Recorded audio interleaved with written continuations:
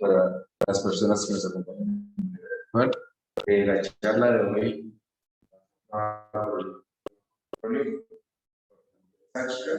y pues llama características.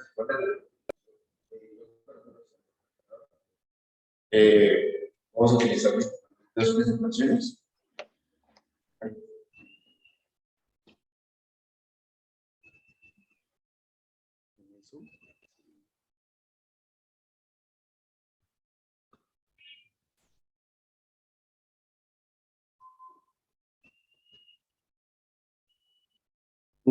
Parece que no permite.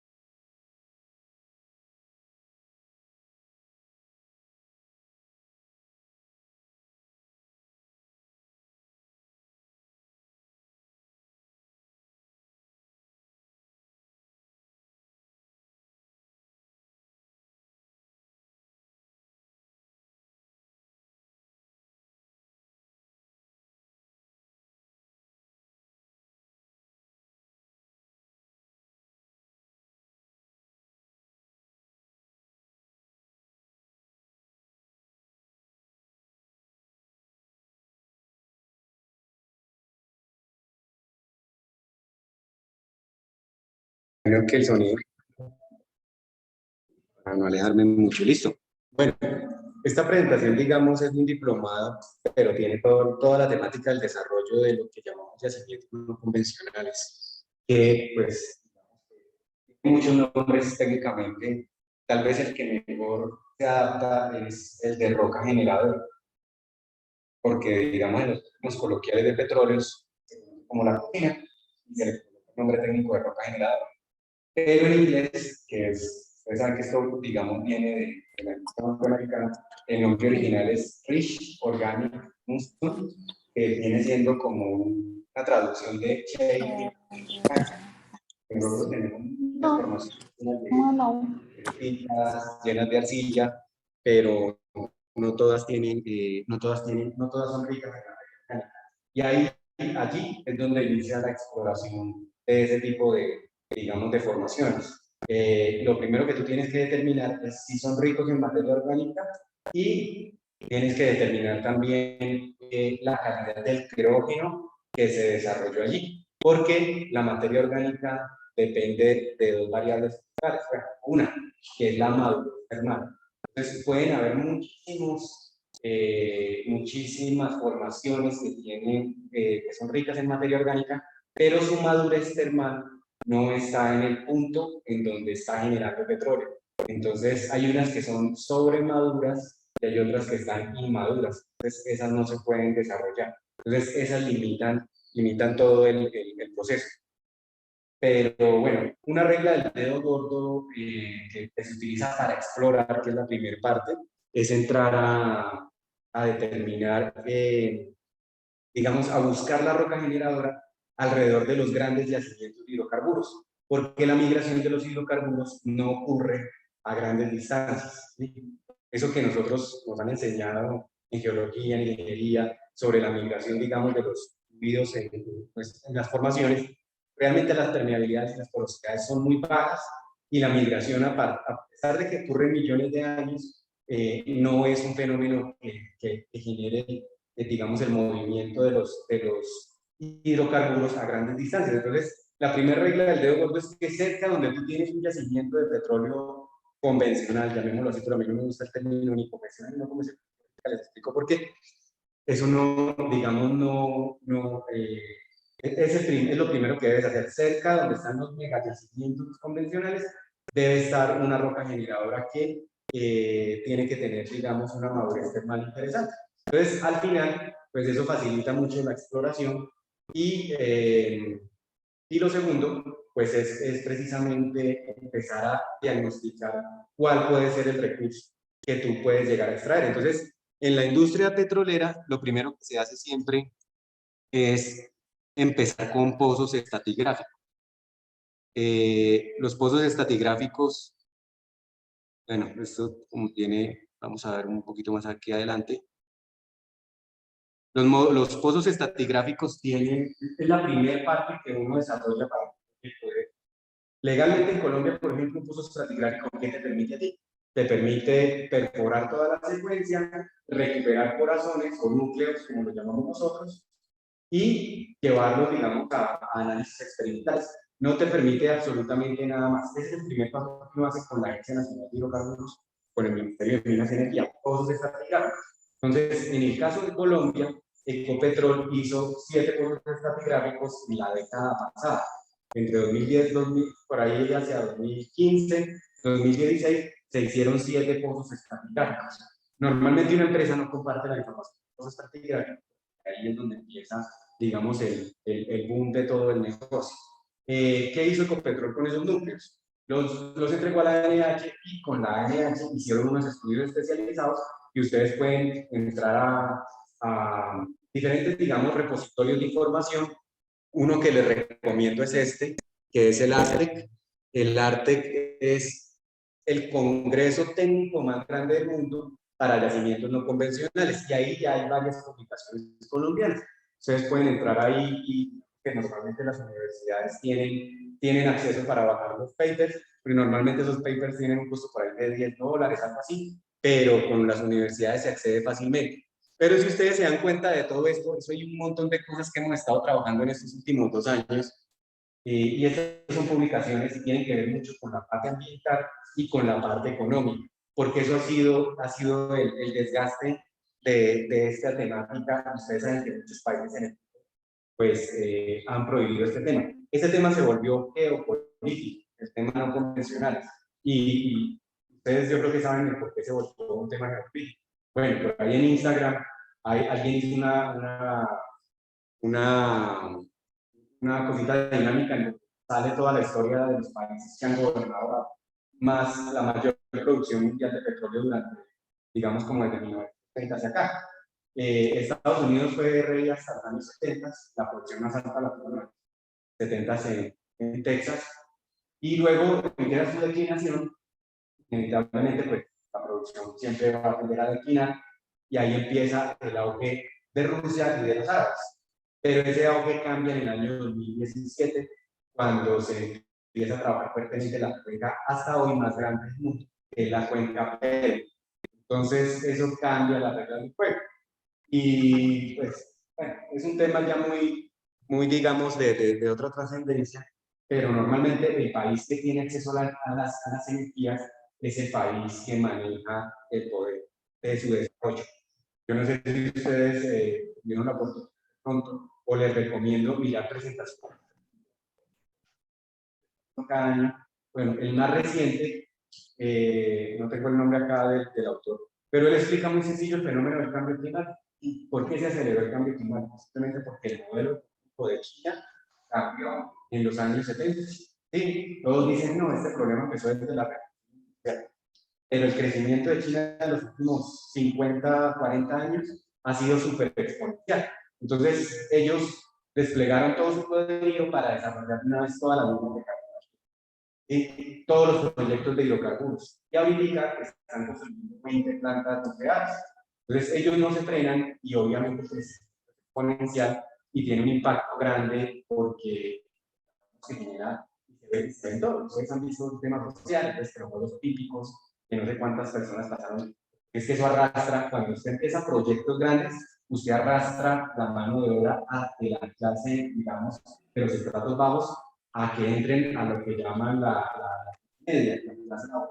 Entonces eso tiene consecuencias de todo tipo. Y simplemente el líder chino dice Sí, que para él es más importante el desarrollo de su país, de su economía. Ah, perfecto. La gente va a entrar en un nuevo espacio social y no lo frena. Entonces, digamos que es algo que normalmente no se entra como muy a fondo, y esto tiene que ver mucho con eso, porque obviamente el tema del hidrocarburo Si bien no es la energía más eficiente, y hoy no hay ninguna energía que sea completamente eficiente, tiene muchas ventajas desde el punto de vista operativo, de refinación, pues no solamente energía, sino que se derivan muchísimos productos. Entonces, digamos que tiene una ventaja grande, aparte de que usted ponga, digamos, sistemas eólicos, que solamente de energía, no más. Entonces, ya es, digamos, el balance que se tiene en todo ese tipo de cosas. Pero bueno, vamos un poquito más al detalle técnico. Bueno, digamos, simplemente es una matriz de materialidad, es muy sencillo. Todas las empresas tienen una matriz de materialidad y colocan en esos punticos cuáles son los temas más críticos. Entonces, en esta matriz uno la hace para todos los proyectos, está la relevancia para los grupos de interés y el impacto en la generación de valor. Pero esto solamente sirve en una sociedad avanzada, educada y que comprenda y que tome decisiones. Porque usted se puede desgastar, digamos, llevando esto a los municipios donde nosotros estamos operando, y pues al final tú explicas todo este tema de las barreras de prevención para poder controlar emisiones y al final a la gente no le interesa eso. Entonces, digamos que es un tema muy complejo, pero por ahí es donde se comienza. Bueno, esta diapositiva es la que nos ayuda a nosotros ya digamos, a la temática que están como más interesados. Y es que son yacimientos no convencionales y por eso le colocábamos ese parámetro. Bueno, ya les comentaba cuál era la definición, pero el término no convencional, ¿de dónde llega? Simplemente que por allá, digamos, en Estados Unidos en los años 90, todo era perforación vertical, horizontal, y el fracturamiento hidráulico se comienza desde los años 50, pero en pozos verticales y horizontales, donde se hacía el máximo 3 etapas. Entonces, ¿qué es una etapa de fractura? Entonces, tú abres un espacio en el revestimiento del tubo de acero que se coloca en el pozo, le abres unos agujeros con unas balas, unos cañones, operación de cañones, y a través de esos agujeros tú haces el bombeo de un fluido a alta presión. Eso es todo. Se utiliza en muchas industrias. Si ustedes van a la mina de Sal de Zipaquirá, ahí les muestran que el último desarrollo de esa mina fue hacer un pozo profundo donde le inyectaban agua dulce a alta presión. El agua dulce entraba fuertemente y el agua con las microfracturas, lo que pasa es que las está generando un domo salino, que obviamente tiene una fragilidad muy diferente a un shale, y dejan el pozo cerrado un rato para que el agua diluya de las sales y luego abren el pozo y esa presión con la que tú inyectas en el domo salino, pues genera que haya lo que llamamos un backflow, un flujo en reversa, y simplemente tú vas almacenando esas sales y las entras a un proceso y retiras la sal del agua y no si lo haces. Es el proceso exactamente igual. Algo parecido se hace con la geotérmica. Entonces mucha gente dice, no hagamos fracking, hagamos energía geotérmica. Para hacer energía geotérmica con alta profundidad y muchas veces tiene que fractar, ¿sí? Porque la porosidad y la permeabilidad en nuestras formaciones solamente existen dos tipos de yacimientos, lo que son las areniscas o las arenas como tal, que tienen, digamos, su redondez, que se dan una porosidad natural, y en las formaciones calcáreas, en donde a través de muchos años, digamos, se diluye material y se va generando, digamos, piedras, y hay muchísimos acuíferos, digamos, o yacimientos petrolíferos que fluyen a través de zonas calcáreas, porque las microfracturas naturales que se generan pues, tienen la capacidad de, es la propiedad que nosotros llamamos permeabilidad, que en términos de hidrogeología se conoce como la conductividad. Es muy sencillo, digamos, son los dos términos que se utilizan, pero en petróleo se habla mucho de la permeabilidad y la unidad es el DARS.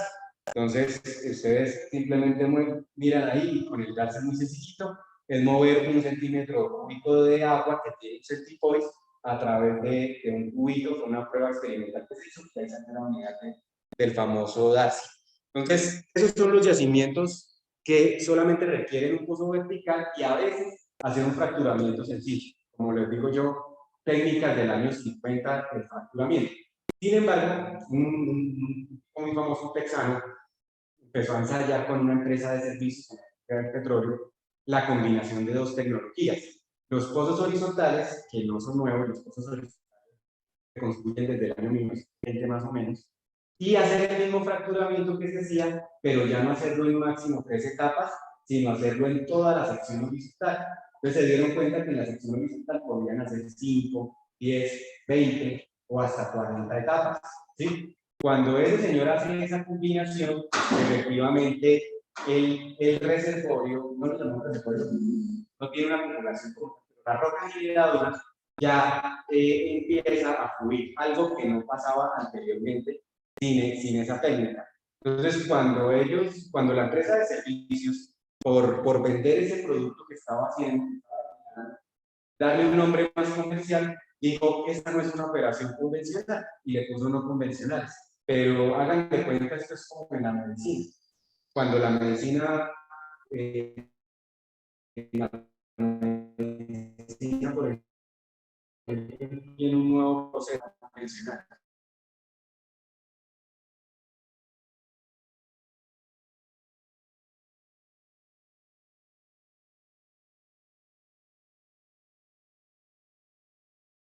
En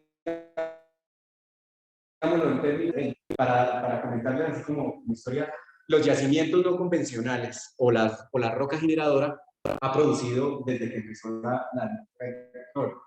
¿Por qué? Porque ella también tiene fracturas naturales. Entonces, si ustedes buscan, por ejemplo, uno de los shales más antiguos de los Estados Unidos, Marcelos.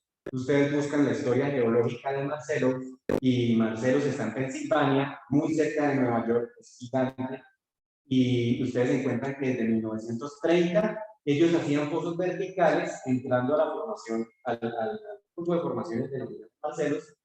No recuerdo qué edad geológica es, pero contactaban fracturas naturales. Y cuando se contacta fracturas naturales, pues también hay producción. Eso en la ingeniería del petróleo, parte de la geología, se conoce como los yacimientos naturalmente fracturados. Entonces, la gente le tiene mucho temor cuando se habla de fracturas, pero es que las fracturas son parte de nuestra vida. Y las fracturas que al final muchas grandes, gigantes, se convierten en lo que llamamos fallas, pues son parte natural de nuestro sistema. Entonces, digamos que no hay que tenerle miedo y hay que aprenderlas a manejar y hay que conocer su mecanismo o cómo funciona. Entonces, en el caso de Colombia pasó lo mismo. De pronto, en alguna oportunidad que tengan la posibilidad de visitar infraestructura petrolera, la mejor para visitar es las Islas Infantes, porque allí está el Museo del Petróleo y está toda la industria, toda la historia de la industria en Colombia cuando llegó en 1908, 1910 en esa región.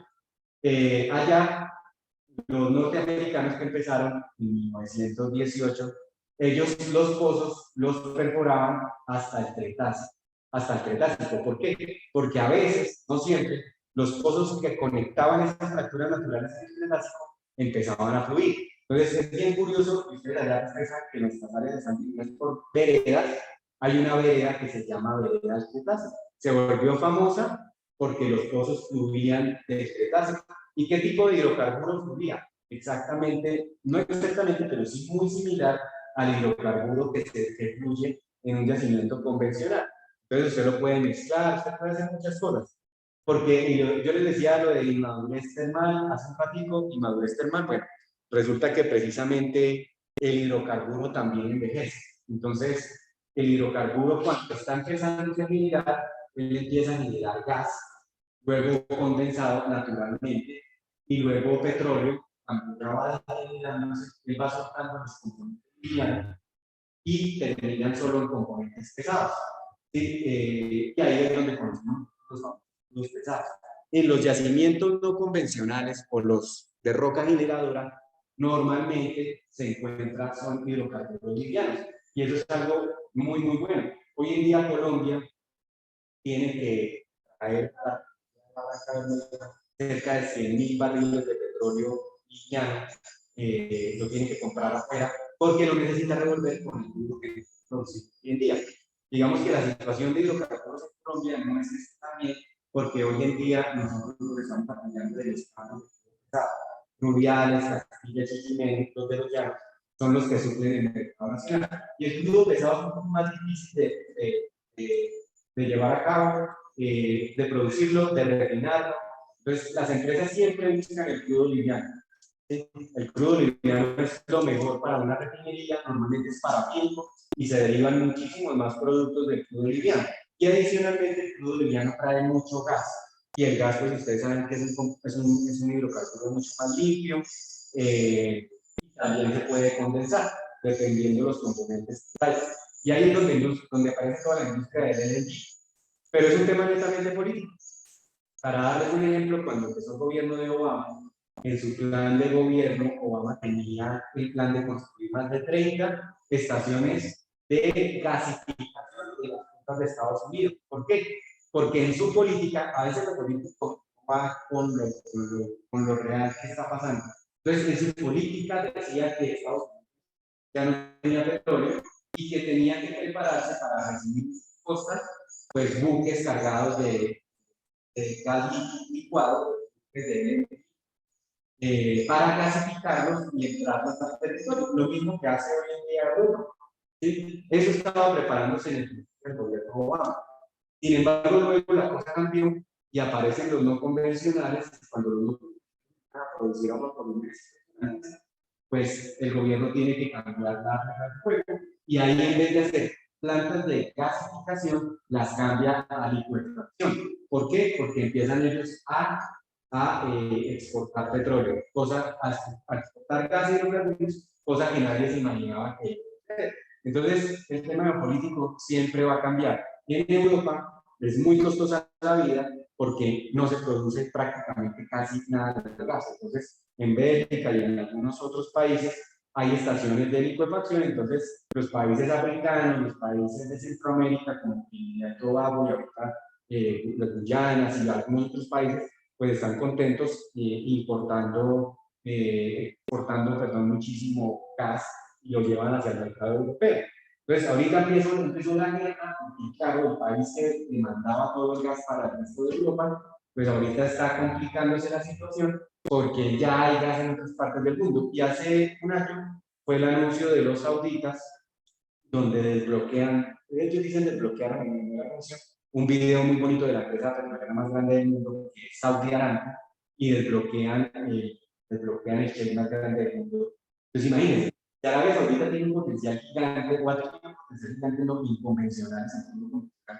Imagínense el poder que tienen ellos en su roca generadora. Entonces, ellos están ahorita arrastrando, y este congreso, les voy a compartir para que ustedes simplemente cogen la cantidad de presentaciones técnicas que hay, ustedes miran, y aquí están los sponsors. Entonces, la primera empresa sponsor es Saudi Aramco, la empresa de petróleo más grande del mundo. ¿Por qué? Porque va a empezar a mover todo el mercado hacia Medio Oriente. Eso se lleva personal, se lleva servicios, o sea, eso mueve. Entonces, imagínense ustedes si ellos avanzan, si Estados Unidos se mantiene creciendo, si los chinos empiezan a sacar petróleo, Argentina, que también tiene unos shales muy importantes, y Brasil que lo está buscando, y si Venezuela también empieza a reactivar su industria, pues al final, ¿quién le compra a los rusos? Entonces, es un tema geopolítico de mercados, y que al final se soluciona desafortunadamente con guerras. Es como la solución final que hay. Entonces, si quieren, pues hacer la comparto para que miren ustedes, digamos, hasta dónde ya va el tema de no convencionales. Digamos que gigante. Bueno, otra parte del sistema es la parte de agua, obviamente, que tampoco puede quedar atrás. La gente se preocupa por el tema de los recursos de agua, pero al final todo el diagrama completo, pues digamos que es un sistema que está en equilibrio. Digamos, tiene sus cuerpos de agua superficiales. Acá está el río Magdalena. Cuando ustedes quieran, por ejemplo, ir digamos, a ver los depósitos de shale en los afloramientos, esta zona es espectacular, el famoso sinclinal del Nuevo Mundo. Aquí es donde prácticamente hicieron la represa de Hidrosogamoso. Por acá viene el río Sogamoso bajando de la cordillera, por acá hicieron digamos, las puertas y todo eso. Y digamos que es un tema bien interesante geológicamente revisándolo. Y acá ustedes van a darse cuenta, las montañas huelen a petróleo, se ven oscuras, digamos que es roca generadora que ascendió, pues, precisamente por los esfuerzos tectónicos que hay ahí en la cordillera oriental. Por acá empieza a levantarse la cordillera central, como para que uno tenga la ubicación. Entonces miren todo el sistema cómo está conformado. Tenemos las arenas cuaternarias que son depositadas y la erosión que va generando el río Magdalena. Tenemos las arenas terciarias que son de edad del paleógeno y del neógeno. Hay recursos de agua que nadie ha valorado. Entonces, por acá en esta revista, por acá aquí, donde están los temas técnicos, vas a encontrar que nosotros, Ecopetrol, llevamos un tema técnico que se llama también para el desarrollo de, digamos, de hasta el día miércoles. Fue muy interesante porque son recursos de agua que nadie, digamos, que ha visto o ha valorado. Pueden ser recursos de agua para desalinizar, para muchas cosas. Esos recursos de agua se encuentran en estas formaciones que están de color amarillo. ¿Sí? Ahí hay agua, y curiosamente esta cuenca tiene agua que llega a ser más salina que el agua de mar. Entonces mucha gente dice, porque no van a tener agua más la concentración de sal es más alta. Acá en estas formaciones, como la formación mugrosa es la formación más importante en el tema petrolero de esta cuenca. Esta es la cuenca sedimentaria del Valle Medio del Magdalena. Y aquí tenemos unas arenas más profundas que se encuentran con la famosa discordancia del Eoceno, que de pronto ustedes la habrán escuchado. Ahorita miramos algo rápidamente de eso, y ahí empiezan nuestras formaciones, digamos, cretácicas. Nosotros no sabemos hoy, geológicamente no conocemos hoy cómo se origina no, cómo el hidrocarburo migró de las formaciones de roca generadora a las formaciones terciarias, digamos, cuáles fueron los fenómenos. Hay que ser muy detallistas para poder identificar eso. Pero la otra regla del dedo gordo de la exploración es que lo que se almacena en los yacimientos, digamos, en lo que llamamos reservorios, es el 40% de lo que estaba almacenado en roca generadora. Entonces el premio es gigante, porque se puede ir, digamos, a buscar. Para darles una cifra, en esta región de la cuenca del Valle Medio Magdalena hay más de 6 billones, o sea, miles de millones de barriles de petróleo en estas arenas del terciario. Esto tiene para que Colombia produzca petróleo durante unos 20 años más ahí. No a altos volúmenes, porque no son formaciones muy heterogéneas, pero tiene muchísimos años más de productividad. Es decir, que en esta parte de la roca generadora deben existir más de 6 billones de barriles de petróleo ahí, digamos, que se pueden llegar a producir.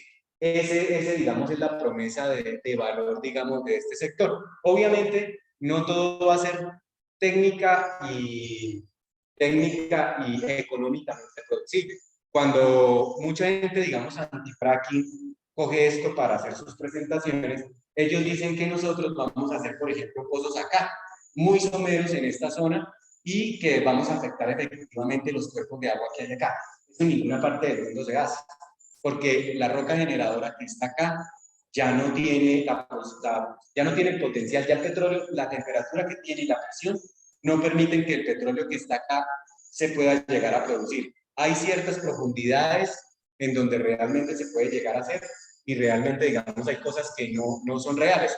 No todo esto se llenaría de pozos realmente, pero bueno, digamos que es un poco como el ruido que a veces se hace para que la gente, digamos, le tenga un poquito de temor. Y como en todas las actividades que hacen hay riesgos, pues ustedes saben que, digamos, que aquí hay unos riesgos que son financieros, técnicos, operativos y ambientales. Voy a pasar de pronto un poquito por acá. Bueno, y hay unos todavía estratégicos y de entornos, pero cuando empiezas tú a desarrollar tu proyecto, no empiezas a mirar sino los riesgos por donde vas cruzando. Entonces, por acá le colocábamos nosotros, por ejemplo, en dónde están los Estados Unidos ahorita.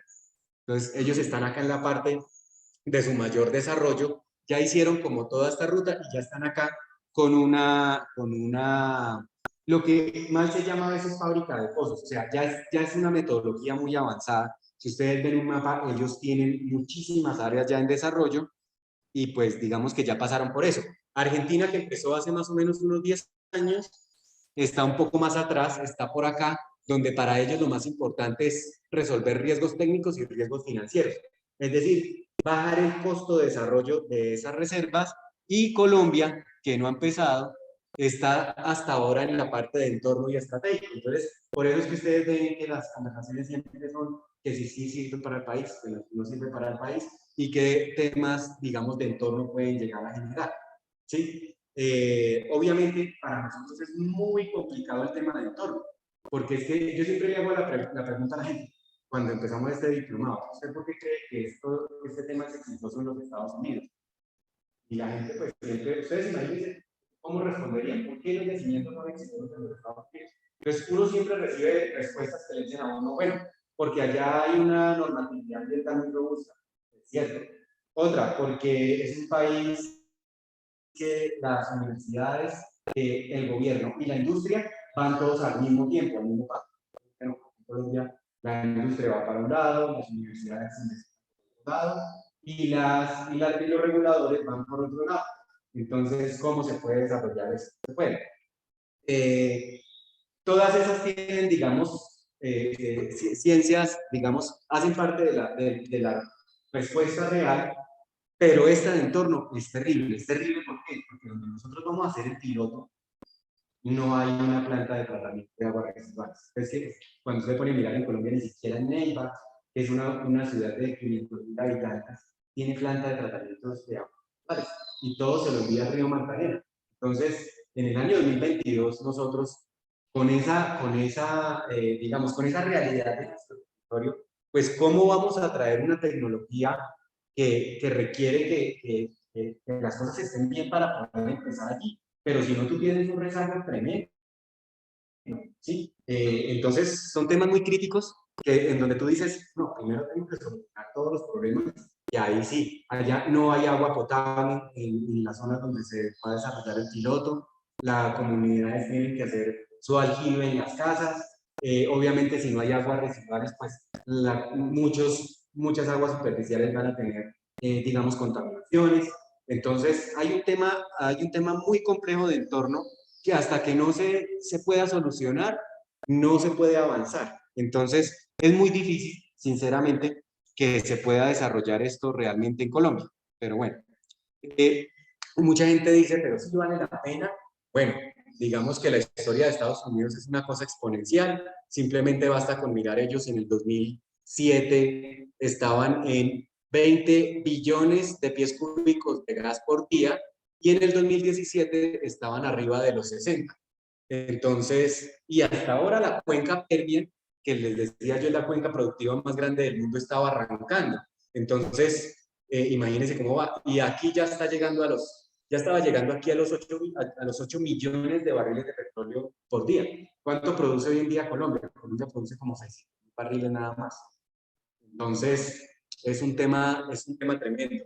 El consumo de Estados Unidos interno es alrededor de 7, 8 millones de barriles, un poquito más alto a veces. Entonces, aquí está esto hasta 2017. En el 2018, ellos superaron el punto de demanda-oferta. Entonces, ahí ya empezaron a exportar, y ahí se prendieron las alarmas de todos los países que dicen que Estados Unidos es muy peligroso si está otra vez en la parte alta de la generación de energía. Entonces miremos a ver qué hacemos. Y ahí empieza el COVID, y ahí empiezan un montón de cosas que curiosamente están en la misma línea del tiempo. No estoy diciendo que el COVID haya salido por frenar la economía, pero lo que sí es verdad es que está en la línea del tiempo. O sea, el COVID no salió en el año 90, no salió en el año 2000, no, salió justo después del año 2018, cuando estos empezaron a exportar petróleo y gas.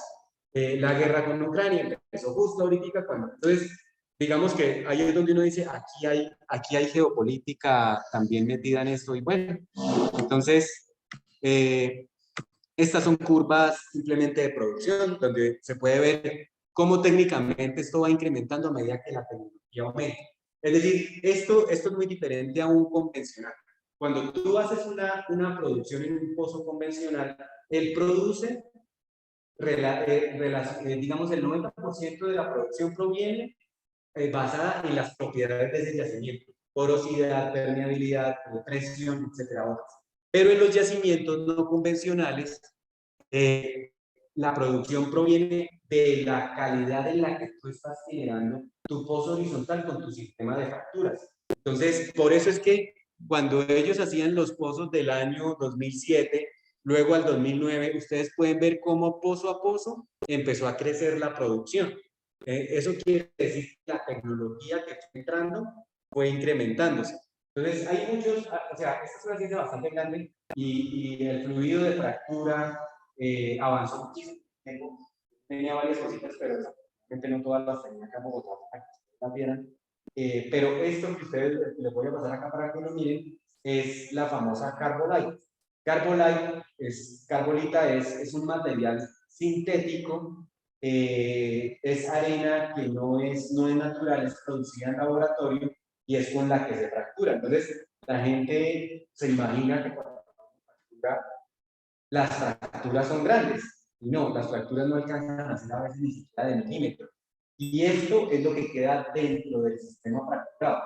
Entonces, los shake tienen una propiedad clave, que es la propiedad que demanda que también vas a fracturar. Y se llama en inglés el brittleness. Y lo ponemos, digamos, en español como la fragilidad. Entonces, aquí está el brittleness y aquí está la propiedad contraria, que es la ductibilidad. ¿Qué es la ductibilidad? Como una plastilina. Entonces, tú a una plastilina le puedes hacer toda la presión que quieras y la vas a deformar, pero ella no se va, digamos, no va a generar fracturas por dentro porque no tiene esa propiedad. Y las formaciones arcillosas son elásticas. Por eso es que son informaciones impermeables y controlan los expertos. Pero hay unos shakes que precisamente por acción de la presión, la temperatura y de su composición mineralógica están al otro extremo, que son los frágiles. Entonces, un ejemplo de algo muy frágil es una galleta. Puedes una galleta cualquiera, la partes por la mitad y tú vuelves y la unes, y a pesar de que tú la unas perfectamente, vas a ver la linecita en donde tú generaste, donde tú la rompiste. Esa es una fractura que quedó ahí. Cuando tú pegas la galleta, pues la fractura va a quedar cerrada. Pero en los yacimientos, las fracturas se van a cerrar. ¿Y qué hace que no se cierre completamente y que fluya el hidrocarburo? Este es el material con el que se fractura. Hoy en día la economía ha avanzado bastante y ya hay minas naturales de arena que proveen este material y eso disminuye mucho los costos. Acá en Colombia se está investigando en donde hay una cantera que se pueda producir este material, porque donde se debe encontrar, pues para los dueños de esta área sería un negocio tremendo. Porque hoy en día es un negocio, pero para los que fabrican esto, y nos tocaría traer esto de Estados Unidos seguramente en buque, lo metemos por barcaza o por tren hasta el Valle Medio de Magdalena, si es que algún día se llega a hacer por lo menos un piloto. Y cuando usted ve la cantidad de estos, es gigante la que se maneja por cada uno. Este es uno de los negocios más grandes que hay dentro de la cadena. Miren, es muy pequeño, es muy fino. Pero igual hay muchísimas categorías de ese tipo de, digamos, de material. Bueno, cuando ustedes quieran preguntar algo, bienvenido. Yo voy avanzando rápido. Acá les voy a mencionar algo que es solamente como de, también digamos, dentro de los mensajes interesantes. Pero no le vamos a poner cuidado de pronto a todo esto técnicamente, pero sí quiero llegar a la última, a la rayita naranja. Esto está de moda ahorita en los Estados Unidos, que se descubrió en la Universidad de Oklahoma.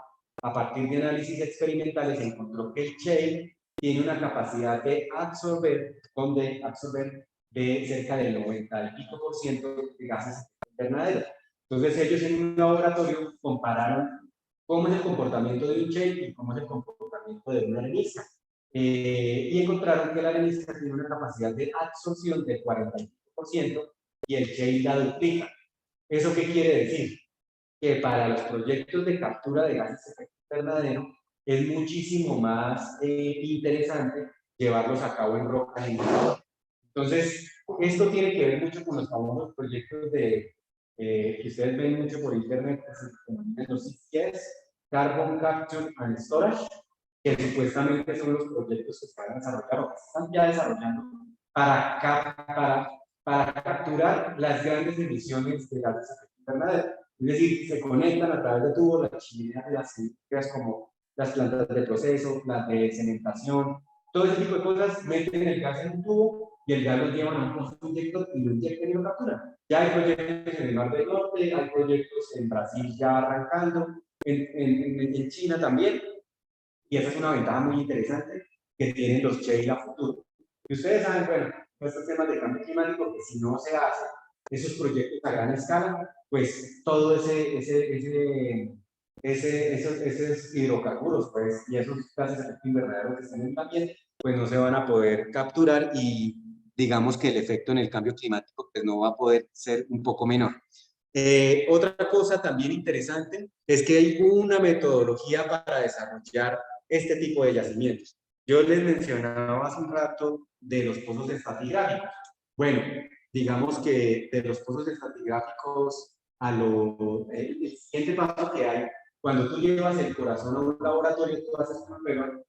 No se las explico bien porque la verdad no es de mi campo tan profundo, pero se llama reflectancia a la vitinita.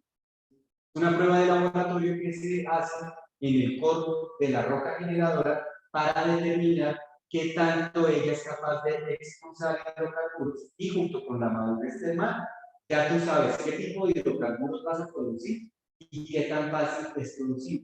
Entonces, cuando se corazonó el pozo Luna, que también ustedes pueden investigar ese pozo, que en Colombia se ha sacado la mayor cantidad de pies. Nosotros trabajamos pues digamos en pies, entonces es el pozo que hizo el récord en corazonamiento en Colombia y eso lo tiene, digamos, la NH ya en su biblioteca por sacar productos, tiene todo el pedazo, lo tiene en el ICP donde está la biblioteca, la biblioteca de la NH, y cualquiera puede ir allá a hacer trabajo de investigación.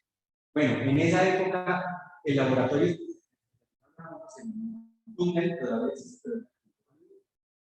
las empresas grandes pues tenían siempre cogiendo entonces Ingram llevó parte de ese corazón a Estados Unidos, le hizo una evaluación, allá estuvo la gente de la NIH y encontraron que Colombia en la tiene un potencial tremendo, el pozo se llama Luna. Y ahí encontraron que hay una madurez más interesante y ahí la posibilidad técnica de capturar un volumen importante de hidrocarburos. Y ahí empieza todo este boom para Colombia con el pozo Luna y hay otros pozos que ese pozo hace parte de los que le normativamente, ¿cuál es el paso que sigue cuando tú ya haces un pozo estratigráfico?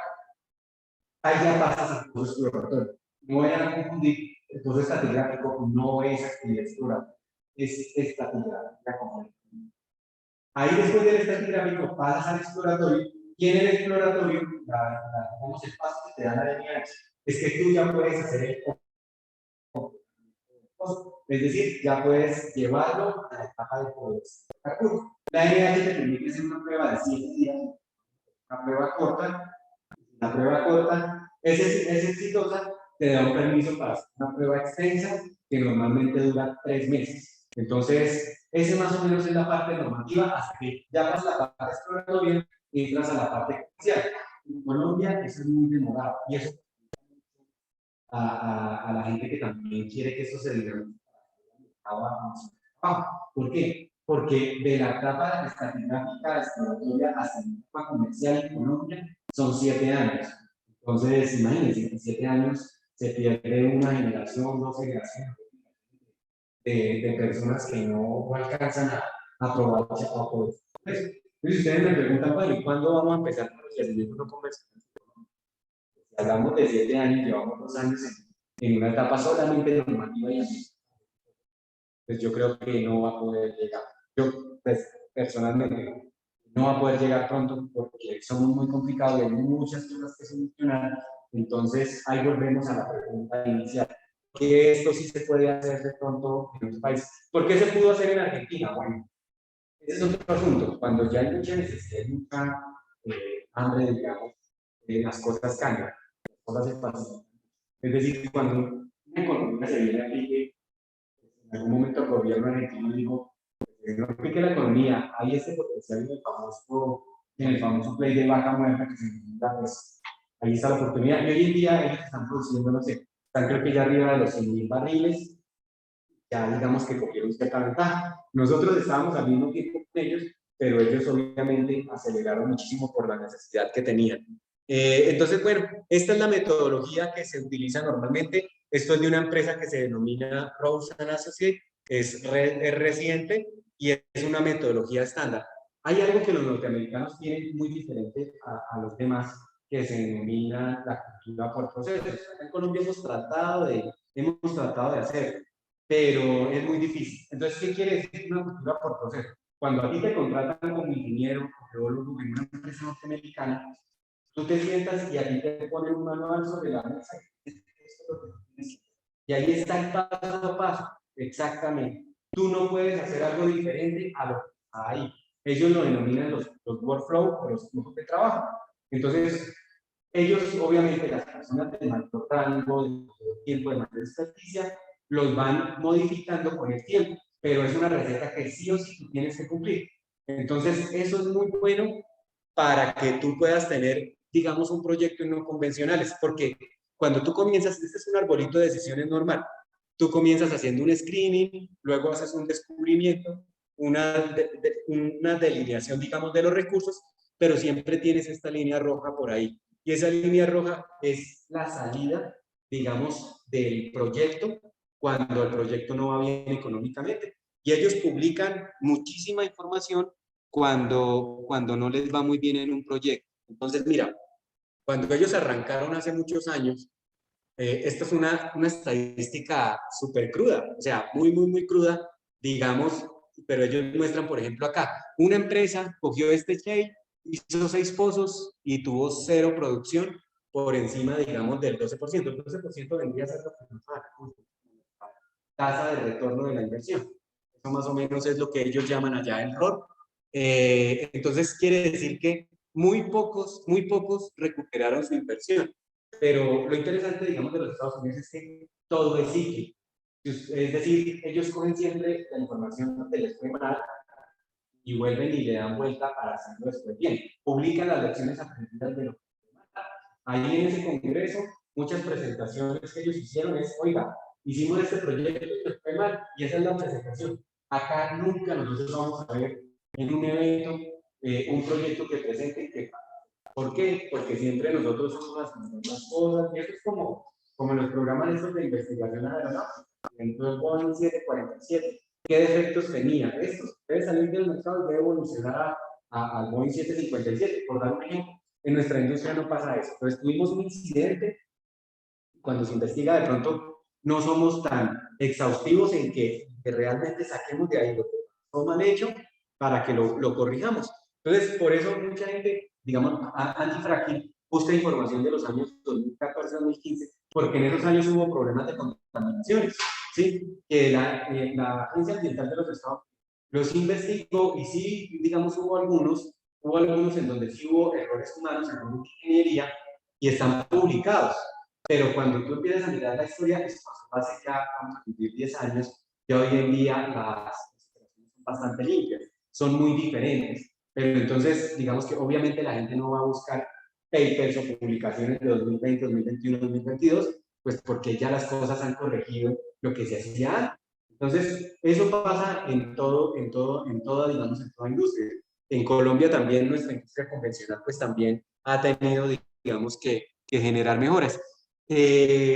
Ha pasado en la industria de la energía nuclear. Yo les decía, hoy en día China está construyendo 20 plantas nucleares y muchos les dicen, no, pero ¿qué decidir en lo que pasó en Chernobyl y en no sé dónde y no sé dónde? Ellos tienen un estadístico donde dicen, sí, esto pasó en esta época, pasó por esto, pero hoy en día eso se corrigió. Con toda la tranquilidad podemos construir hoy en día una planta nuclear con un nivel, digamos, de confiabilidad de tanto por ciento. Entonces, son cosas, digamos, que evolucionan y no se quedan en lo mínimo. Entonces, bueno, venga, miramos acá qué más hay.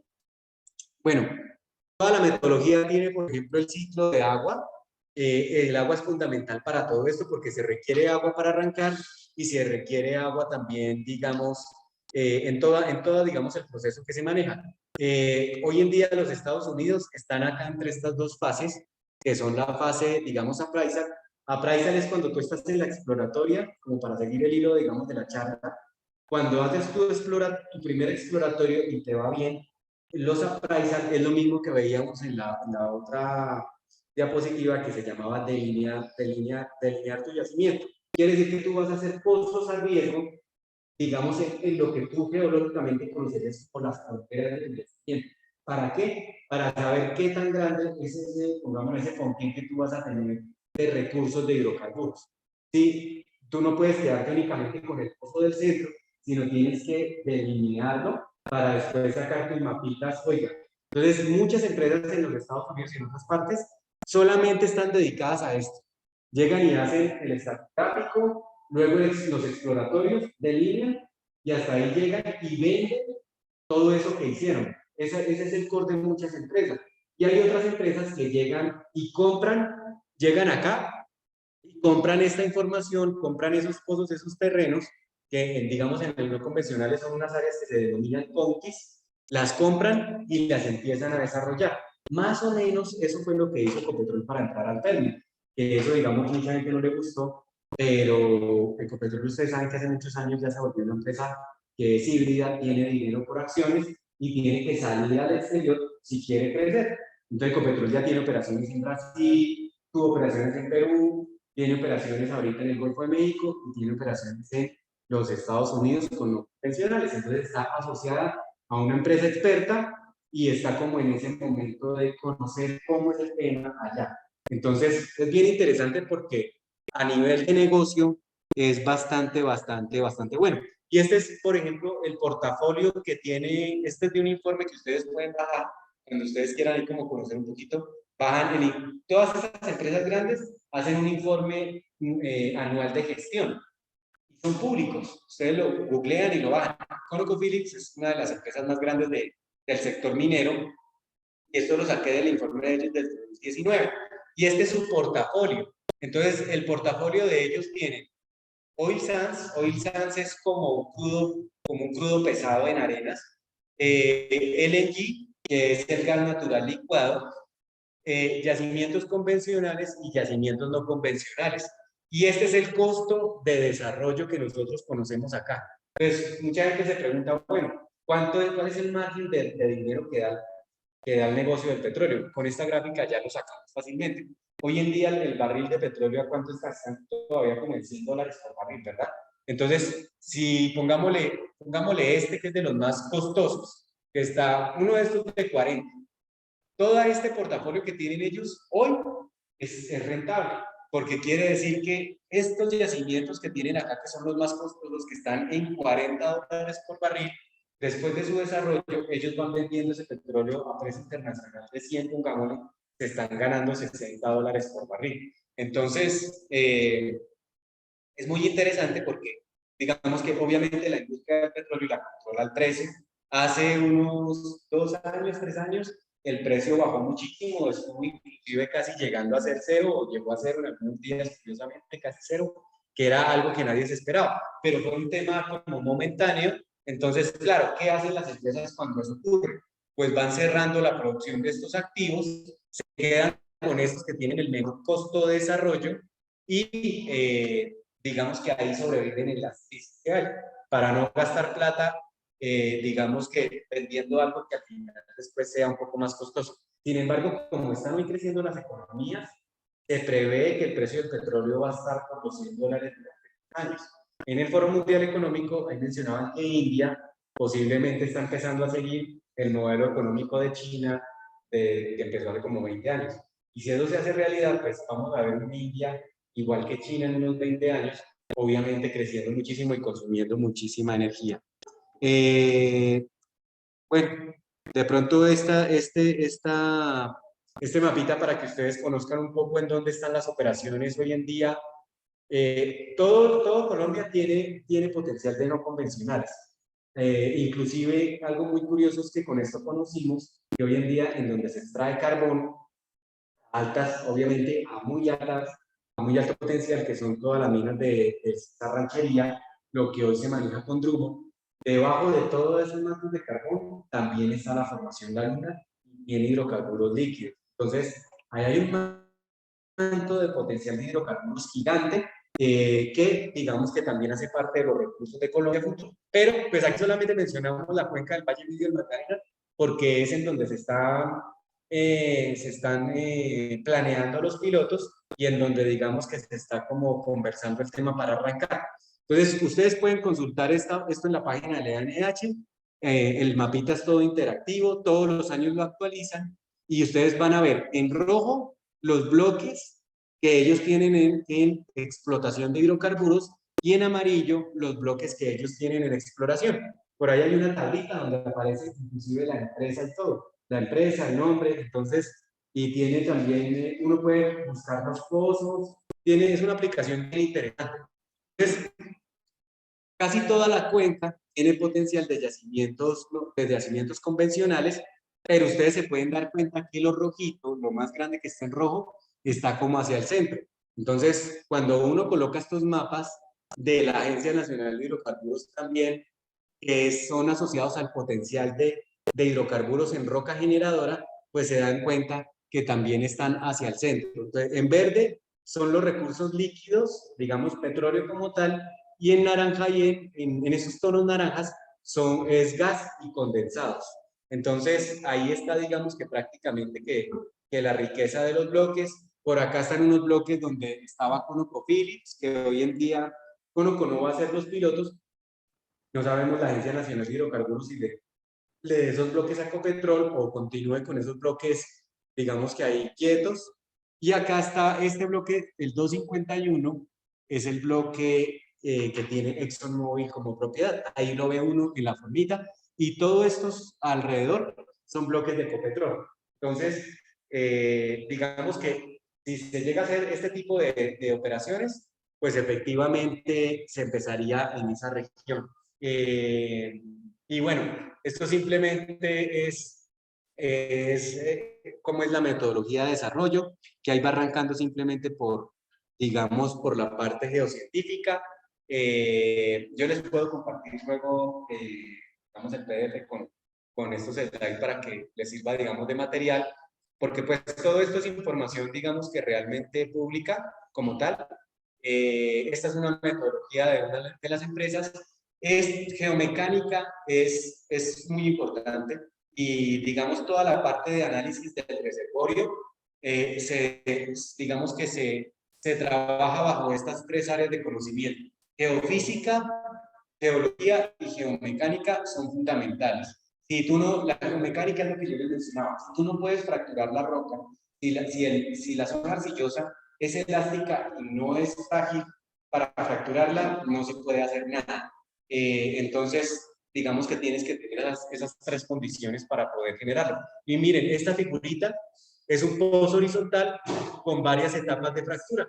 Ahí uno puede contar las etapas de fractura. Miren, en este ejemplo hay 1, 2, 3, 4, 5, 6, 7 etapas de fractura. ¿Cómo se sabe cuánto creció la fractura? Pues hay unos registros que se denominan microsísmica, que se le pueden colocar al pozo horizontal y tú vas a ver, digamos, cómo fueron creciendo las alas de fractura. Cada ala de fracturamiento puede tener 210 no más de extensión. Pues mucha gente dice, no, la fractura va a llegar y va a contactar los azul. No, realmente eso no ocurre. Las fracturas son muy limitadas para poder generar que crezcan. Y bueno, digamos que todo es el proceso y cada vez que tú vayas entrando un pozo en producción, pues haces lo que se denomina un history match para poder ir, digamos que afinando. Hay una empresa ejemplo que ustedes pueden consultar también, muy interesante, que es Tecpetrol. Tecpetrol demostró que no solamente las empresas ricas pueden hacer esto bien. Tecpetrol es una empresa argentina, no sé ahorita, pero era mucho más pequeña que Ecopetrol, y hoy en día está desarrollando este tipo de yacimientos en Argentina y técnicamente lo ha hecho supremamente bien. Entonces ellos tienen digamos, este tema de publicidad que se llama Haciendo Realidad el Gas de Vaca Muerta, que es el nombre del shale que ellos tienen. Bueno, esto también me llama mucho la atención porque esto no se hace en Colombia. Entonces, dentro de las metodologías, acá ellos denominan siempre arrancar con pruebas de laboratorio, luego pasar a modelar y luego sí llegar al campo, a las pruebas de campo y volver de nuevo al laboratorio. A veces uno acá en Colombia de proyectos que empiezan es al contrario, empiezan es por las pruebas de campo y después llegan al laboratorio. Entonces, digamos que para que las cosas se hagan bien, pues efectivamente se tiene que implementar todo este tipo de metodologías. Y estos son pozos, digamos, reales, tienen muchos sensores, esto técnicamente es bastante avanzado, y como ustedes se pueden dar cuenta, pues las locaciones son relativamente pequeñas, como son pozos horizontales, tienen un footprint muy inferior al de los campos convencionales, entonces eso ayuda muchísimo a todo el desarrollo, digamos, de los activos. Estas figuras que les voy a mostrar rápidamente es el ejemplo gráfico de lo que estamos hablando. Este puede ser, digamos, el Pozo Calé, por ejemplo. Si el Pozo Calé da resultado, digamos que aquí habría un área interesante en la que se podría llegar a generar el desarrollo. Pero después de hacer el Pozo Calé, hay que hacer pozos appraisal, para poder identificar cuáles son las zonas en donde tú vas a tener, digamos que, éxito y poder, digamos que ya definir cuál será el área real de trabajo que vas a llegar a tener. Entonces, digamos que, bueno, ahí hay algunos ejemplos de las decisiones que se van tomando, cómo va avanzando, todos los mapas geológicos que tienes tú que empezar a integrar, desde todas las estrategias, digamos, que debes considerar. Bueno, estos son unos key points, pero no los vamos a mirar, ahí estamos pasando. Y aquí llegamos a, bueno, esto es interesante, esta figura, esto es como se navega un pozo. En la metodología de los Estados Unidos, tú debes tener 2 pozos verticales ya perforados para luego, con un muy buen análisis geofísico, muy buena sísmica, tratar de entender por dónde vas a navegar el pozo. Porque si el pozo no navega exactamente por donde está la mejor condición de roca, no te va a producir muy bien. Entonces, esto es una parte fundamental.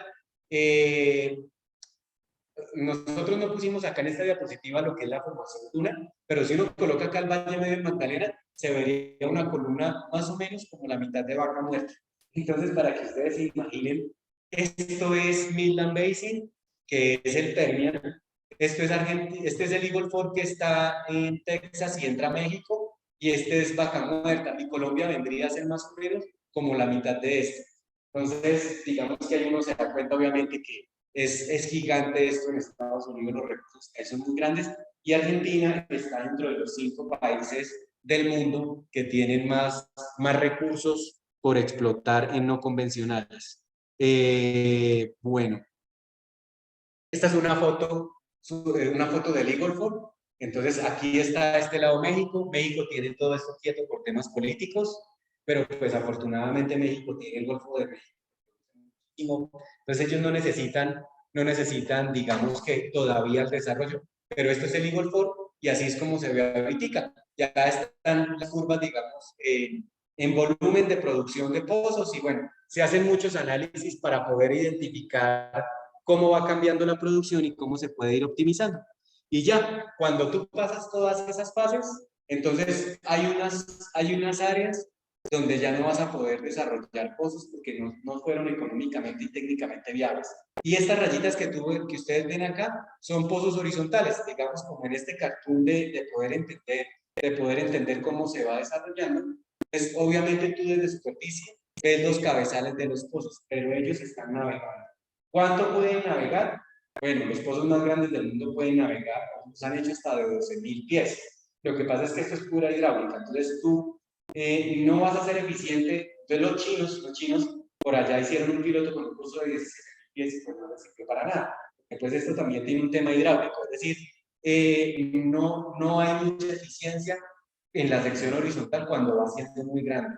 Entonces, normalmente un buen horizontal eficiente está alrededor de los 10.000 pies. Entonces, hagan de cuenta cómo se vería en el Valle Medio Magdalena. Uno perfora toda la secuencia Cretácico, más o menos aproximadamente 9.000 pies, que vendrían a ser mal contados 3 kilómetros, y navegaría otros 3 kilómetros en horizontal. Eso es lo que vendrían a ser más o menos nuestras construcciones de pozos. Bueno, estas son tecnologías de mínimo impacto. Esta es una foto, una imagen de Google Earth muy interesante para, digamos, que ustedes se ubiquen de donde estamos nosotros desarrollando los proyectos. todo esto es el río Magdalena, acá viene el Sogamoso, lo que yo les decía por acá, la represa de Hidrosogamoso, y realmente la zona es esta pequeñita por acá, más o menos esta es la zona potencial. Aquí está el campo de Yariquí Cantagallo, y por acá al sur del Sogamoso hay otros campos convencionales, y por acá está la Cira Infantas, que también tiene potencial. Entonces, el potencial es muy localizado. Cuando uno va a una charla de los aquí, pues ellos dicen, oiga, esto va a ser tan terrible que va a llegar a la cordillera y van a entrar a generar problemas en las zonas de alta recarga hídrica, lo que conocemos como Betania, Betulia, y todo eso que ha tenido temas de minería bastante controversiales, todo eso está allá más al oriente de Bucaramanga. Entonces, son cosas que obviamente a la gente le dicen cualquier disparate, pero los no convencionales van a estar acá alrededor de la Cira o simplemente acá alrededor del Llanito y en esta zona que es donde está el piloto de, digamos que hoy en día se denomina Calé. No más, digamos que así como veíamos el mapa de la NH que tiene bloquecitos en colores, pues realmente no hay un potencial como para uno llevar esto a un montón de cosas ahí que no se pueden hacer. Entonces, todo el tema de riesgos está muy bien documentado, entonces nosotros lo podemos traer de lo que ha pasado en Estados Unidos, ya hemos hecho muchas cosas con esto. Esto me parece interesante, pues es un mensaje muy sencillito, muy poca gente conoce esta realidad de Bogotá, ¿no? Entonces, por ejemplo, Unilago, entonces la gente no se imagina, oiga, ¿por qué eso se llamaba Unilago? Entonces les muestra uno que acá estuvo en alguna época el lago Parque Gaitán y esta foto que quedó del 1920, donde el plan de fin de semana era digamos, hacer un paseíto ahí en el lago. Lo mismo en este barrio, está al sur de Bogotá, Lunepar y su lago, y lo mismo esta foto del Salto del Tequendama. En época de lluvia y en época seca, pues prácticamente que seco, y lo que era hacia 1930. O sea, afortunadamente nosotros no habíamos hecho un solo pozo por acá, porque si no habían dicho que la industria de hidrocarburos, la industria minera, cambió el medio ambiente o el tema ambiental, estos componentes. Y ahí uno se pregunta realmente, ¿qué es lo que hemos hecho? Pues muy mal, haberle metido seguimiento a todo. Obviamente se afectaron las recargas hídricas. Hoy en día se ve el tema de la palma, no se ve la propaganda de la gente, muy buena que es la mejor, pero la palma está prohibida en muchas partes. ¿Por qué? Porque acaba, digamos, no acaba, no lo llamemos con esa palabra, pero sí tiene un efecto grande en los aguas subterráneos y más si estos no están completamente bien balanceados. Entonces, hoy en día, ¿qué dice acá el grupo de investigación de Mella en los estudios que hizo en la cuenta? Que el balance hídrico sigue siendo muy positivo, por encima de la demanda, pero eso cómo va a cambiar en unos 20 años, ¿sí? Digamos que a Latinoamérica vienen unos cambios críticos en unos años por el coletazo del tema de cambio climático. Entonces, en temas de agua hay tres consecuencias hoy en día gigantes. Una es la intrusión del agua salina a cuerpos de agua en los acuíferos costeros.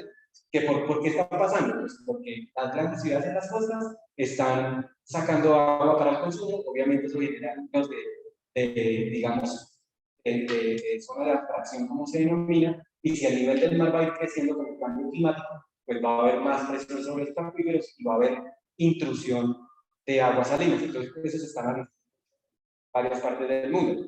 Segundo problema, la reducción de las zonas de recarga. ¿Por qué? Porque están cambiando la vegetación activa por vegetación local. Entonces, un profesor hacía este análisis muy sencillo, metió un salón, una mata de banano de plátano así de grande, y la puso sobre una pesa electrónica mientras dio la conferencia. Cuando empezó la conferencia, la matica pesaba 5.6 gramos, algo así, una cosa así, o 5 libras, punto no sé qué gramos. Cuando terminó la conferencia solamente una hora, dijo, miren, lo que está la matica ya estaba pesando no sé cuántos gramos menos en solamente una hora de conferencia. Y solamente con la radiación de la luz de los bombillos del salón. Entonces uno queda ahí como asombrado, y el tipo dice, imagínese, cuando esa planta de banano es grandísima, cuando está sufriendo, cuando está absorbiendo los rayos del sol grandes, que es lo que los hidrogeólogos o los hidrólogos conocen como la precipitación. Ahí está ese fenómeno. Entonces, ahora usted imagínese en esta foto, cuando usted hace un zoom de esta imagen de Google, cuando usted hace un zoom más grande, todo esto es palma, todo eso está lleno de palma. Entonces, realmente, ¿cuál va a ser el problema futuro que va a empezar a afectar? Digamos que obviamente son temas de documentar, pero digamos que la minería no tiene la culpa de todo este tipo de cosas que han realmente ocurrido. Ese es como un mensaje muy grande que uno da acá cuando uno habla de estos temas de yacimientos no convencionales. Y por último, estas fotos ya en la etapa de desarrollo son interesantes. Entonces, hay una foto, yo siempre le digo a la gente, bueno, ¿cuál es la foto que ustedes creen que es de un campo convencional y cuál es la que ustedes creen de un campo no convencional? Entonces, les voy a mostrar la de arriba, el área A es de un no convencional y el área B es de un convencional en Colombia. De entrada, ustedes se van a dar cuenta, estas dos áreas tienen la misma, digamos, en área es lo mismo, pero cuando ustedes las comparan, ustedes se dan cuenta que esta hace un uso menos eficiente del área, que es lo que nosotros llamamos el footprint. El footprint, el área que estás ocupando, y obviamente eso lleva muchos inconvenientes también. Cuando tú ves esta foto acá, tú ves esto mucho más eficiente ya en términos de uso del área. Ahora va uno creciendo, esta fotografía, y miren la diferencia tan grande. Esto es Colombia y esto es Estados Unidos. Y mucha gente le dice a uno, sí, pero es que Estados Unidos es un desierto. ¿Quién dijo que Estados Unidos era un desierto? Lo que está al occidente del meridiano 100 por temas climáticos, sí es unas zonas áridas y semiáridas, donde está el cañón de Colorado, toda esa zona de Arizona, Nuevo México, todo eso es semiárido. Pero lo que está al lado oriental del meridiano 100 es muy rico y esto tiene vegetación nativa. Ustedes se dan cuenta del verde y ustedes se dan cuenta el verde acá y ustedes se dan cuenta la cantidad de áreas que están peladitas acá es mucho mayor a la de arriba. ¿Sí? Y seguimos haciendo un zoom mucho más grande y ustedes se dan cuenta esto tan limpio y esto acá tan diferente que es. Entonces nosotros a veces nos alardeamos diciendo que Colombia es un país muy rico en naturaleza, muy rico en agua, pero fue porque eso nos lo enseñaron a nosotros digamos, en el colegio, o es lo que uno escucha. Pero cuando uno mira las cifras, cuando uno mira lo que es la vegetación que hay, es nativa o ya fue incorporada por otras semillas, pues ya uno se da cuenta que realmente ese tema es muy debatible. Entonces, bueno, aquí finalmente termina uno llegando a lo que es la cuenca del Valle Medio del Magdalena, y acá estábamos parados en esta zonita que es lo que se llama Pensilvania. Eso es donde está el famoso Marcellus Shale, y es una zona que hoy en día, si ustedes ven con el globo con las lineecitas, acá se ve el meridiano 100. Curiosamente, está completamente dividido el aspecto climático a lo que hay. Bueno, este es un tema ya de acuíferos, el tema del uso de agua en Colombia, porque pues nos ha tocado pelear mucho con esto. Hidrocarburos utiliza el 1.6% del agua, de la demanda de agua en Colombia, esto es del IDEA, y cada cuatro años el consumo a nivel país incrementa el 5%. Entonces, el tema es complicado y más del 11% de esos volúmenes de agua se producen o provienen de aguas subterráneas. Digamos que cuál era el objetivo de estos temas en el agua, y es demostrar con datos y hechos, como dimos con números, que realmente si el país tomara la decisión de ir reduciendo la actividad convencional y hacerla no convencional, se reduciría también la huella hídrica, se reduciría el footprint y se reduciría el tema de emisiones. Pero es un tema que a veces es un poco difícil, digamos, de explicarlo un poco más. Bueno, esto digamos que tiene que ver un poco, y llego acá a esta parte final, donde se ve todo el tema del agua completo. Esto es en lo que está Colombia, tratando de hacer algún día su proyecto piloto de investigación integral, lo que conocemos como el PPI Calais. Si algún día se pasa de ahí, pues ya se empezarían a hacer los appraisal. Si se pasa de ahí, se llega a la demostración, que son los famosos clusters, y ya se llegaría a la última etapa de desarrollo. Entonces, este es un mapa que llamamos nosotros como una ruta de trabajo de mirar todos los temas de agua. Entonces, por ejemplo, el uso de agua fresca sería muy limitado a la parte piloto y ahí finalizaría, y nosotros vamos a trabajar con lo que serían acuíferos salobres, acuíferos salinos, y por acá ya dejamos de trabajar parte de esos acuíferos y empieza todo el tema de reuso y reutilización, lo que hoy en día se conoce como economía circular. Bueno, esto es realidad ya en los Estados Unidos. Acá en el 2019 se pueden dar cuenta ustedes que el agua que se utiliza para los no convencionales, el 64% proviene del reuso, el 35% es de acuíferos braquis, que son acuíferos salobres, y el uso de agua fresca, pues ya prácticamente que viene muy inferior al 1%, y estábamos hablando acá del 2019. Esto es lo que Ecopetrol trabaja con Occidental allá en los Estados Unidos. Y bueno, digamos que este era un video que teníamos acá, es un video que está ahí metido de los proyectos de investigación que hacen en acuíferos profundos y, bueno, algunos otros temas de riesgos que no los voy a mencionar ya por tiempo, pero digamos que son temas también que se pueden manejar. Mucha gente dice, uy, no, el tema de agua va a ser tremendo. Esta es una foto real de Neuquén, de Tecpetrol. Esta facilidad tiene para 125.000 barriles de agua allá en Vaca Muerta. Nosotros en Colombia, esta es una foto del campo Rubiales, 2 millones de barriles de manejo de agua por día en esta facilidad. Entonces, el tema de agua es un tema también que, digamos, no es que vaya a cambiar la cara del tema del uso de agua en el tema de lo convencional. Como ustedes se pueden dar cuenta, allá se requieren facilidades más pequeñas que facilidades de campos convencionales que hoy en día nosotros estamos produciendo. Entonces no es un tema nuevo, ni es un tema pues que vaya a generar pues impactos significativos. Y ya para terminar, así se ven las áreas de desarrollo ya en los Estados Unidos.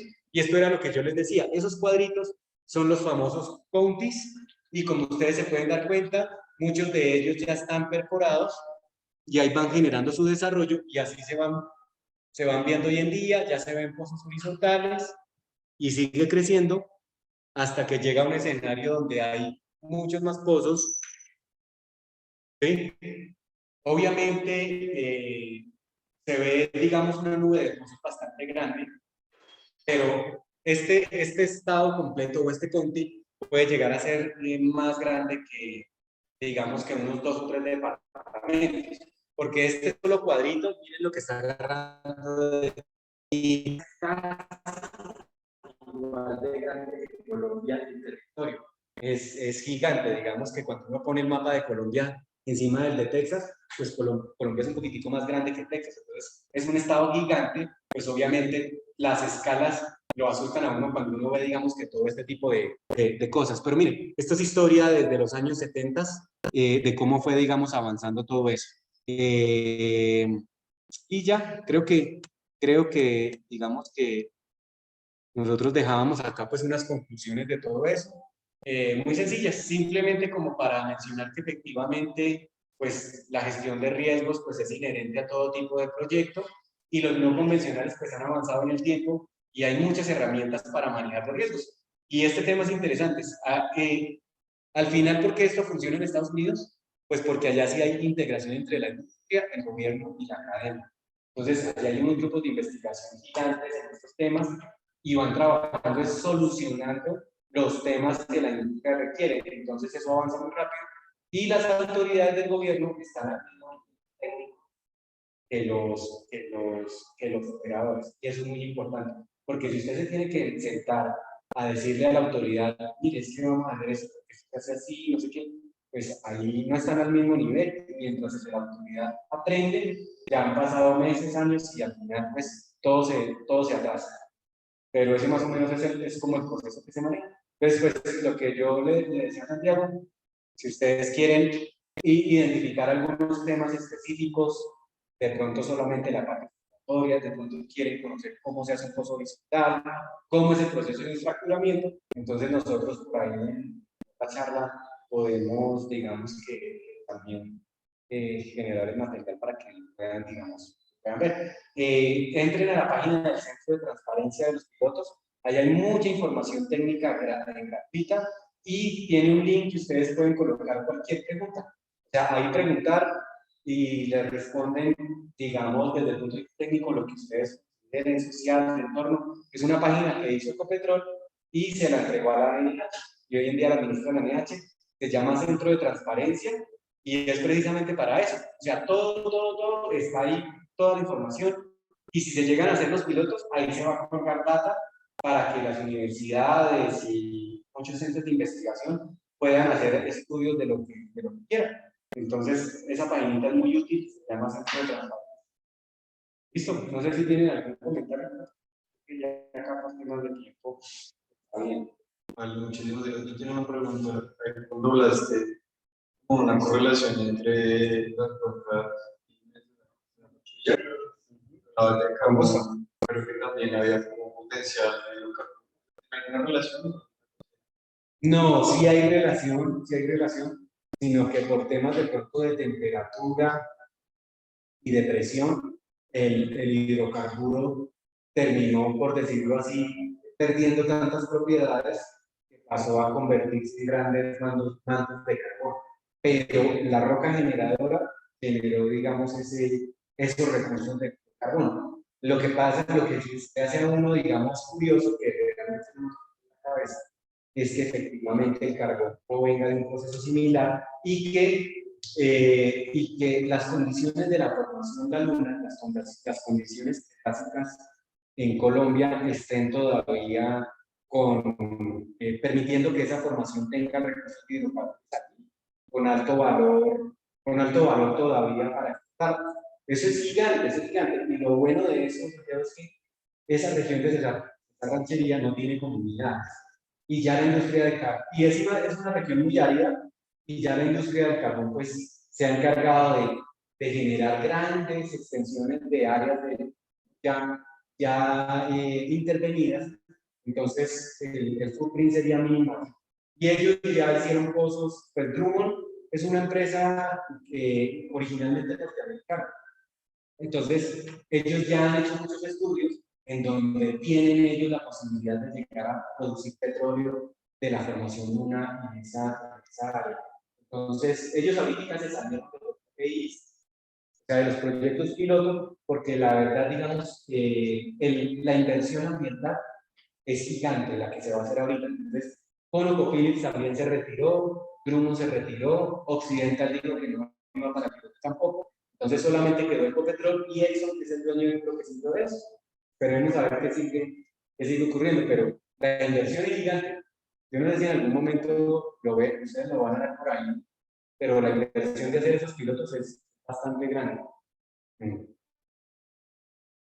Más que todo por ese tema ambiental. Eso es. Entonces, cuando ya se implemente la inversión, ¿sería igual de grande siempre o es solo? No, ya cambia. Correcto. Por ahí dentro de las diapositivas hay una que muestra precisamente el caso de una empresa y esta nos puede servir, por ejemplo, después de que tú arrancas, todo lo que son tus costos y tu parte operativa empieza a disminuir. Entonces, miren solamente en el 2018 cómo los días para perforar un pozo de esta empresa fueron disminuyendo en el primer Q del año, en el segundo Q. Cuando empezaron ellos en el 2018 a hacer un pozo horizontal les demoraba 19 días. Aquí ya les demoraba solamente 16 días, porque los norteamericanos a todo lo que hacen le meten la famosa learning curve, la curva de aprendizaje. Todo lo que hacen tiene que tener una curva de aprendizaje. Entonces, los costos van a ir siempre hacia abajo. Eso es, digamos que es por ese lado. Más que ¿por qué son costosos ambientalmente los PPIs? Porque hay mucha cosa que las autoridades no habían hecho antes para caracterizar el área, entonces no había línea base de nada. Nadie sabe cómo es la calidad del aire allá, nadie sabe cómo es la calidad de las aguas subterráneas allá, nadie sabe cómo es la calidad de muchas cosas. Entonces todo eso se está aprovechando con este proyecto para poder llevarlo a cabo. Es por eso que cuesta tanto pero después todo va hacia abajo hasta que lleguemos a eso que tenían ConocoPhillips, donde el desarrollo, el costo de desarrollo ya sea de 30. Yo no sé ahorita en cuánto sería el costo de desarrollo de la piloto, pero póngale que en 70, 80 dólares o hasta de pronto 100. Un proyecto que no es económicamente viable. O sea, no es un negocio como tal, el solito. Con el crudo que él produzca, no vas a pagar el piloto. Sino es una inversión a riesgo para que todo, es que todo lo de no convencional va a depender de eso, y eso no está bien. sabe que en la industria no con el primer pozo vas a tener éxito, sino necesitas varios pozos para poder llegar a tener éxito. Entonces, si no se tiene éxito técnico, pues va a quedar la interrogante siempre de que no se van a poder desarrollar los no convencionales solamente porque caen éxito técnico. Entonces, es un tema bien controversial y bien complejo. ¿Listo? Bueno, entonces gracias Muchísimas gracias. a ustedes. Dale.